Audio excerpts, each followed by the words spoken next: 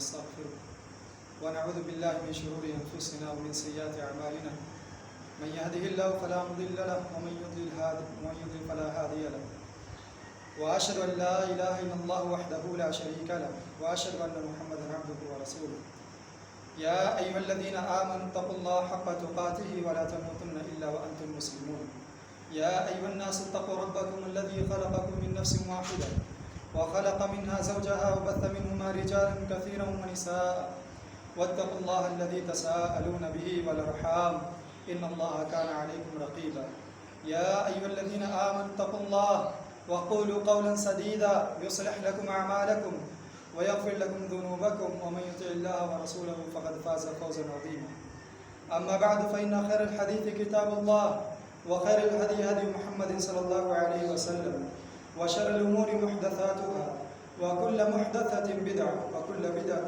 ضلالة وكل ضلالة في النار أعوذ بالله من الشيطان الرجيم بسم الله الرحمن الرحيم قال الله تبارك وتعالى في كلامه المجيد والفرقان الحميد ولا تحسبن الله غافلا عما يعمل الظالمون إنما يؤخرهم ليوم تشخص فيه الأبصار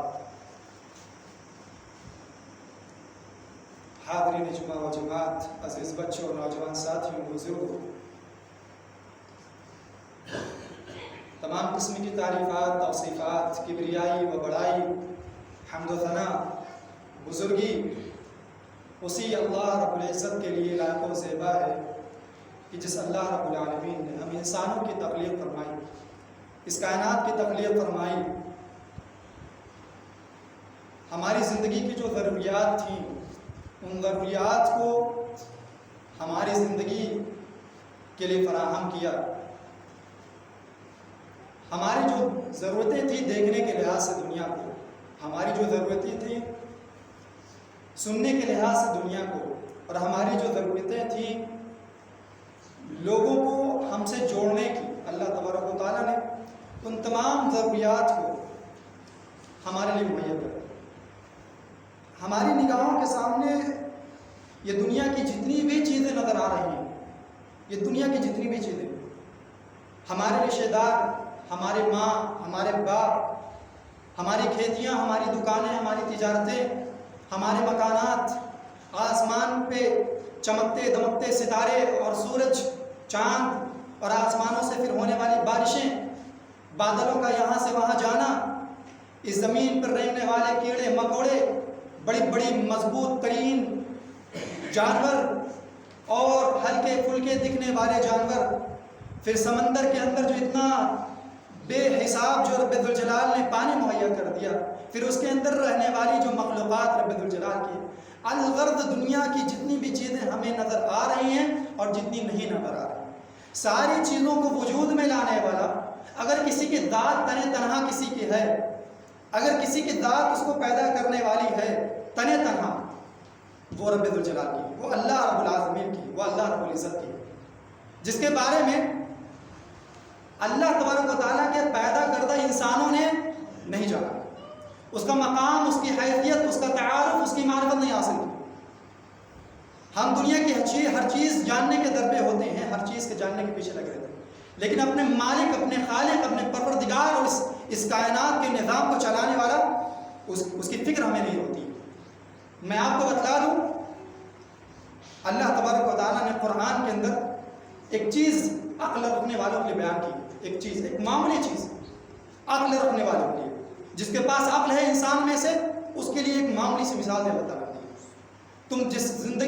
تم جس امید پر زندگی گزار رہے ہو اور جس امید پر اس دنیا کو دیکھ رہے ہو اور جس امید کی نگاہ سے اپنی تجارتوں کو، اپنی دکانوں کو اور اپنی مویشیوں کو اور اپنی کھیتیوں کو جس نگاہ سے اور جس امید سے دیکھ رہے ہو اور جس امید سے اپنی 60 سالہ زندگی گزار رہے ہو، سنو، آسمان کے اندر کی چیزوں کا تم نے غور شاید نہیں کیا، اور زمین کے اندر جتنی چیزیں اس کا غور نہیں کیا۔ قرآن میں اللہ تعالیٰ تمہارے لیے بیان فرماتا ہے کہ دیکھو، سورج بھی ہے تمہارے سروں پہ، آسمان بھی ہے تمہارے سروں پہ، اور چاند بھی ہے تمہارے سروں پر، گیلیکسیاں بھی ہیں تمہارے سروں پر، جانتے ہو سورج کا اپنا دائرہ ہے۔ آج سائنسدانوں نے بتایا کہ سورج اپنے دائرے میں ہے، ایک اس کا لمٹ ہے، ایک آربٹ ہے، ایک دائرہ ہے، چاند اس کا ایک آربٹ ہے، ایک لمٹ ہے، ایک دائرہ ہے، ستارہ اس کا ایک لمٹ ہے، ایک دائرہ ہے، ایک گول سرکل اللہ تعالیٰ نے بتایا، اس کے لیے اس کو حکم دیا کہ وہ اسی سرکل کے اندر رہے گا۔ آج سائنسداں آتے ہیں اور تحقیق کر کے ہمیں بتاتے ہیں کہ ہاں یہ جو ہے ساری کی ساری چیزیں یہ فکس آربٹ میں گھوم رہے ہیں۔ سورج فکس آربٹ میں گھوم رہا ہے، ستارے فکس آربٹ میں گھوم رہے ہیں۔ اگر یہ فکس آربٹ سے نکل کر دوسرے کے دائرے میں چلے جائیں گے، یعنی جو ان کا گھر بنایا گیا ہے، اگر اس گھر سے باہر دوسرے گھر میں چلے جائیں گے تو یہ آپس میں ٹکرا جائیں گے، اور جب ٹکرا جائیں گے تو کیا ہوگا؟ تمہاری اس دنیا کا جس امید پر تم جی رہے ہو اور جس امید پر 60 سال اور 70 سال اور 100 سال کی زندگی گزار رہے ہو، اور اسی امید پر اپنی غفلت کی چادر اوڑھ کر سو رہے ہو، تمہیں اپنے پروردگار کا خیال نہیں ہے، جانتے ہو؟ وہ ایک ستارہ اگر اپنی آربٹ سے نکل گیا، ایک معمولی سا ستارہ اور ایک معمولی سی کہکشاں گیلیکسی اپنی آربٹ اپنے دائرے سے نکل گئی جو رب ذوالجلال نے اس کے لیے رکھا ہے، تو یہ ساری کی ساری دنیا اور یہ سارا کا سارا کام درہم برہم ہو جائے گا۔ اور اس کو تھامے ہوا کون ہے؟ کون نکلنے نہیں دے رہا ہے اس آربٹ سے؟ ان لوگوں کو، سورج کو، چاند کو، ستاروں کو کون نکلنے نہیں دے رہا ہے؟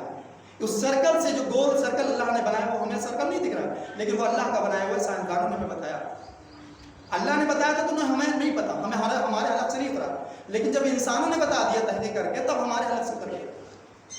اس سرکل کے دائرے سے باہر اگر ایک چیز چلی گئی تو سارا نظام درہم برہم ہو جائے گا، یہ کائنات، یہ زمین، سب کچھ تباہ و برباد ہو جائے گی، جس کو اللہ تعالیٰ نے قیامت کا نام دیا ہے۔ جب قیامت آئے گی، جانتے ہیں کیسے آئے گی؟ ایسے ہی آئے گی۔ اللہ تعالیٰ اپنے اس نظام کو کہے گا کہ سب اپنے دائرے سے نکل جائیں گے، یہ زمین کو تھامنے والی چیزیں، یہ پہاڑ، یہ ریزہ ہو جائیں گے، اور یہ سرکل میں جو گھوم رہے ہیں سورج، چاند اور ستارے، یہ سب اپنا سرکل آپا کھو بیٹھیں گے۔ جس طرح انسان آپا جب کھوتا ہے اور غصے میں آتا ہے تو وہ اپنی لمٹ کراس کر جاتا ہے اور اس کا اپنا خاندان تباہ و برباد ہو جاتا ہے، صرف ایک غصے سے، صرف آپے سے باہر آ جانے سے اس کا اپنا خاندان، معاشرہ، سب کچھ تباہ ہو جاتا ہے۔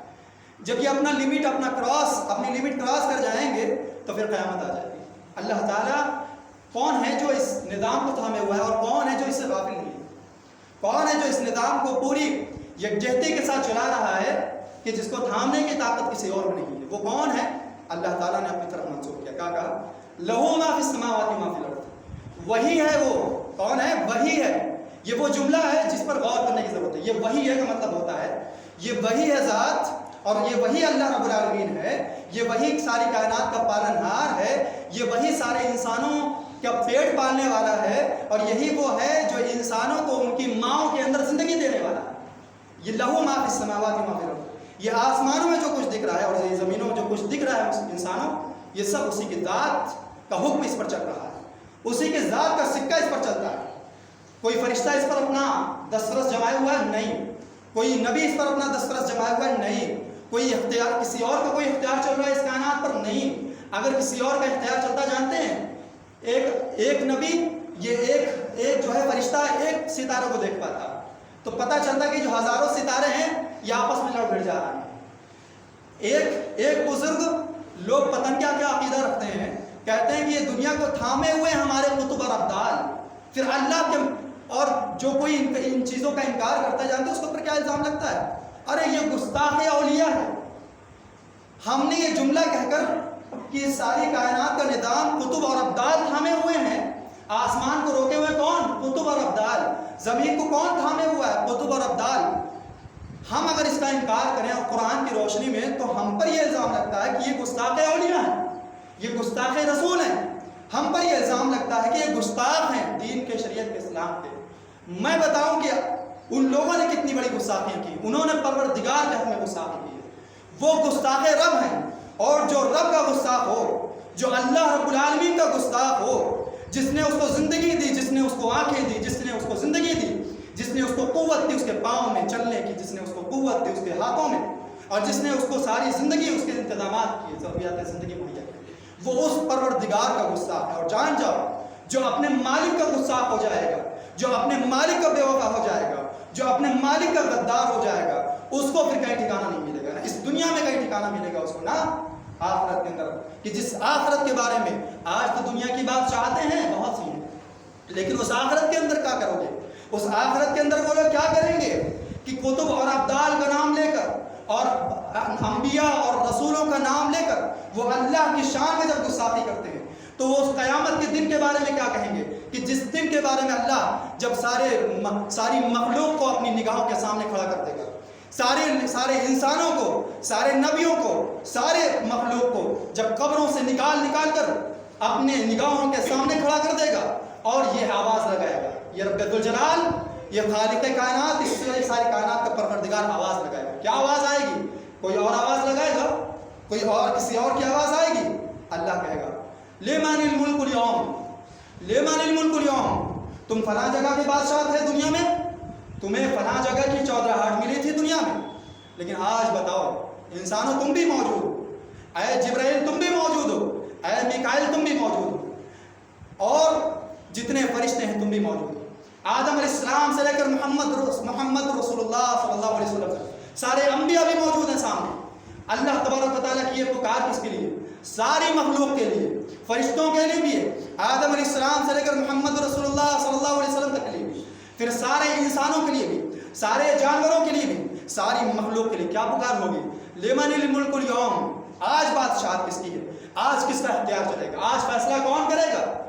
دنیا میں تو رشوتیں دے کر فیصلہ کر لیا کرتے تھے، کسی سے محبت تھی تو تمہاری محبت میں آ کر غلط گواہیاں دے دیا کرتا تھا کہ زمین اس کی نہیں، اس کی ہے، اس نے چوری نہیں کی ہے، اس نے ڈاکہ نہیں ڈالا ہے، اس نے کسی کی عزت نہیں لوٹی ہے، محبتوں میں اور نفرتوں میں تم گواہیاں دیا کرتے تھے۔ لمن الملک اليوم، آج کس کی بادشاہت ہے؟ آج کون بولے گا؟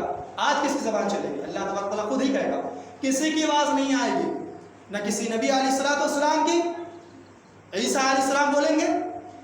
آج دنیا کی ایک بہت بڑی جماعت اور ایک بہت بڑا طبقہ، جانتے ہیں کون؟ عیسائی، جن کے سامنے سجدہ ہوتے ہیں، جن کے سامنے ہاتھ جوڑ کر کھڑے ہوتے ہیں، جن کے سامنے اپنی مصیبتوں کو رکھتے ہیں۔ اور وہ عیسیٰ کون ہے؟ عیسیٰ جن کا پورا واقعہ پیدا ہونے سے لے کر آسمان پہ اٹھائے جانے تک کا واقعہ اللہ تعالیٰ نے ہمارے قرآن میں بیان کیا ہے۔ اس عیسیٰ کے سامنے کھڑے ہونے والے 3 بلین لوگ اس دنیا کے اندر، 3 بلین، بہت ہی زیادہ، سب سے زیادہ اگر کسی مذہب کو ماننے والے کوئی لوگ اس دنیا میں موجود ہیں تو وہ عیسائی۔ اس عیسیٰ کے سامنے، وہ بھی پیغمبر، وہ بھی کون سا پیغمبر جس کے بارے میں پوری تفصیل اللہ تعالیٰ نے قرآن میں بیان کی، اس عیسیٰ کے سامنے کھڑے ہونے والے لوگ، وہ عیسیٰ بھی سامنے ہوں گے۔ کسی کی زبان نہیں کھلے گی، کسی کی جسارت نہیں ہوگی، کسی کی ہمت نہیں ہوگی کہ بول سکے۔ میں آپ کو بتاؤں، یہاں اگر لوگ بڑا دنیا میں مثال دیتے ہیں، پردھان منتری آ جاتا ہے یا کوئی اور آ جاتا ہے تو کسی کی زبان نہیں چلے گی، بالکل خاموش، کمرے میں بیٹھ کر چاہے جتنی گالیاں دے دے، کمرے میں بیٹھ کر پردھان کو چاہے جتنا برا بھلا کہہ دے، لیکن اگر سامنے آ جائے گا نا تو سٹی وٹی سب گل ہو جائے گی۔